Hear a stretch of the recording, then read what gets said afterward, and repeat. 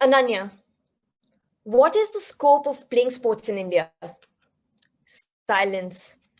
That's a loaded question to ask a 12-year-old, isn't it?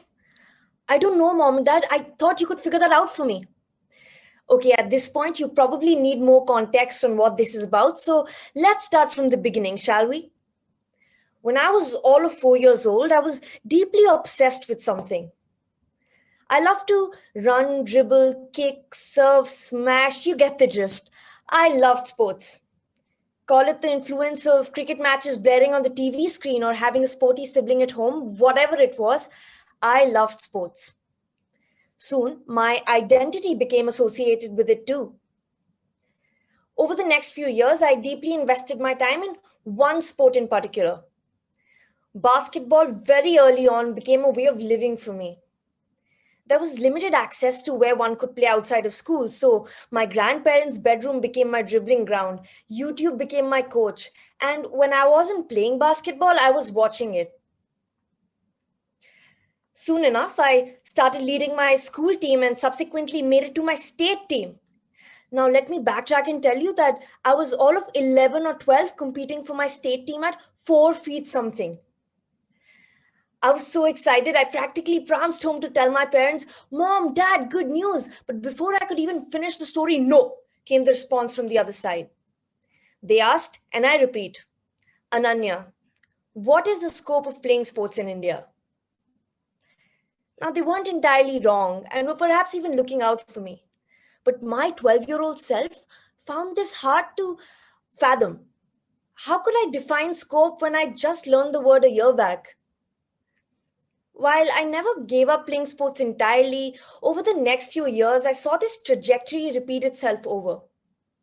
So many young athletes got the opportunity to play, but an equal or higher number of them were denied of it, for better or for worse. And the biggest question, does this path have any scope at all? Now, if you're a sports enthusiast or even remotely related to sports, this probably sounds very familiar to you. But it troubled me to no end. In a battle between societal expectations, cultural influence, and lack of resources, usually talent was the one getting squashed. In a country like India, where we could propel a successful sporting ecosystem from the sheer number of people, we were propelling the opposite. With some personal stake, I set out on a path to define scope in sports. I really had to find out if this was a sustainable career path for athletes, coaches, or even those related to sports. If I proved it did, then we were on to something and we had a chance to spread the movement. And if I did not, we'd anyway go back to the vicious cycle of blaming our athletes and the ecosystem around them.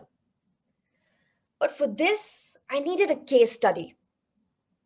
Little did I know my own career could serve as one. 3 years of college basketball, a successful final year, and a bigger platform where we led the Shriram College of Commerce to an inter-college victory after 22 years in the college history, alongside pursuing a degree in economics. Then moving on to pursue my master's in a field very few had heard of at the time and even more had advised against, sports management from Columbia University in New York. And then moving again halfway across the world to Tokyo, Japan, working in the global sports industry by age 24. That is how I define scope. It went way beyond what a conventional path could have done for me, at least. It took me to 2 alpha cities across 2 major continents by combining sports, business, and education, gave me a network of athletes that I once admired across the TV screen, and most of all, gave me a sustainable way of earning an income. As someone who has utilized sports as an amplifier for her professional development, it's opened up ever-expanding opportunities. And the best part, these weren't just restricted to the court. They went beyond the court. And that made me realize we were looking at the entire problem upside down. You see, we only focused on the athletes and the infrastructure around them, but ignored considerable other factors that went beyond that. The idea was simple. Sporting ecosystems and athletes were not just born on the court, but they were born beyond the court. And this simple idea was my answer to reuniting the entire sporting ecosystem and redefining scope. Let me explain this through some very simple examples. Now, this flag here, this is the flag of Jamaica, a country of 3 million people. Let's remember that. Now, let's look at another image. This is the image of the trio of fastest women that swept the fastest event at the recent Tokyo Olympics, the 100-meter finals. In fact, the woman in the center, Elaine Thompson-Herah, even went on to set an Olympic record at 10.61 seconds. Well, Jamaica stood 21st in the overall medal tally out of 206 countries at the Tokyo Olympics. The majority of their medals won in track and field. In fact, remember the fastest man on earth, Usain Bolt? Yes, he was from Jamaica too. Of course, Usain was immensely gifted, standing 6 feet tall at age 15, probably super fast already. But that wasn't enough for winning medals, let alone setting Olympic records. It's proven today that every country has genetically strong, fit, and gifted individuals. The real solution is not finding them, but nurturing them. In Jamaica, for example, scouting starts at the elementary level, where coaches and trainers are spread across the country to pick, enroll, and nurture athletes back into the ecosystem. Again, this is not visible to the naked eye because it's a combination of societal factors. The country has to be culturally obsessed with sports. By preparing beyond the track, Jamaica has created a level of culture where future athletes are in the hands of past Olympic champions and world-class coaches. And that is how a country of fewer than 3 million people has more gold medals than countries 20 times its size. And that taught me that sports is not just built on the court, but beyond the court through culture. There is another factor that redefines scope in the ecosystem. Let's look at this image here. You see a mom dropping a crew of kids for what looks like a soccer or football game. Now, they're very endearingly called soccer moms. They're a very common term in the US. Naturally, they are mothers who assist their kids during sports, especially soccer. They're present there no matter how good or bad their kids are. They're engaged, sometimes furious, and as overly involved as you can expect them to be. Now, this image here is a group of men, but more specifically, they're called tailgaters, another very endearing term out of the US. Now, tailgaters are fans who come to support their local college, high school, or even regional teams, no matter what. The concept is simple. It's an informal social gathering outside of a sports venue full of food and drinks. But what is insightful here about this very simple behavior is that it gives birth to a community and tribe full of support towards a common goal. By encouraging community, it helps support athletes. Think about the ripple effect. The more support these athletes get, the more incentive there is for brands to sponsor these athletes, and the more reason there is for media houses to cover these athletes, even at the grassroots level.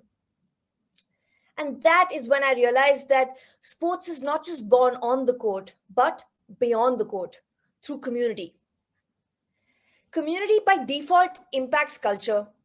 If we all start supporting athletes at the local level, that would incentivize the culture towards sports in schools and organizations of higher power. Teachers would be more understanding towards athletes, and parents would be more willing to let their kids play. And that in turn would just improve the sheer probability of producing more world-class champions. Coming back to my own story, the way I entered the sports industry was through curriculum.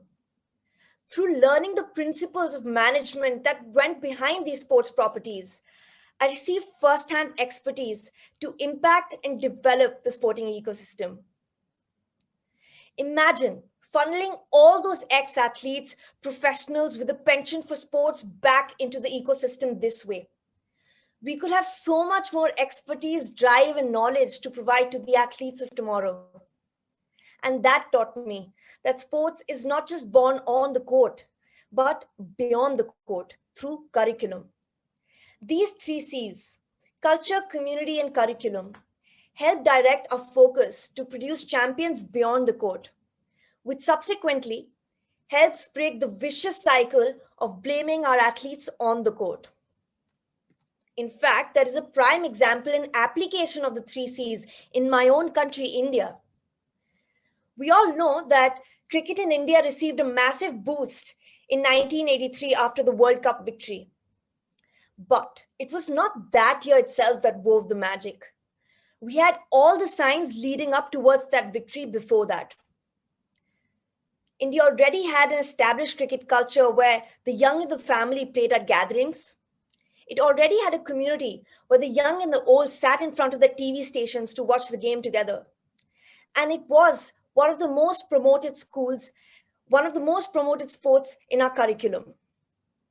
We can see the effects of this not only in that victory, but also in the entire ecosystem. Today, a lot of strategic innovation in the sport comes from India. In fact, we even commercialized the sport and reintroduced it in a new format to a whole new generation. Such is the magnanimous power of a strong culture, a community, and a curriculum. Additionally, India, contrary to popular belief, has always been a sports-friendly nation. We saw that recently when the entire country got up at 4 a.m. to watch golf, or where we all became javelin fans overnight. I believe this is not just a time for us to celebrate, but a time to act so that we do not go back to our old ways. We incorporate the culture from cricket into other sports. We use communities to harness the power of those fans, not just during an Olympics victory, but consistently after that.